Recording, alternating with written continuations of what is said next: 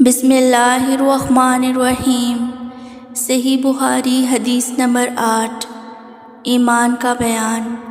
سند حدیث اور حدیث مبارکہ صلی اللہ علیہ وسلم۔ ہم سے عبید اللہ بن موسیٰ نے یہ حدیث بیان کی۔ انہوں نے کہا کہ ہمیں اس کی بابت حنظلہ بن ابی سفیان نے خبر دی۔ انہوں نے اکرمہ بن خالد سے روایت کی۔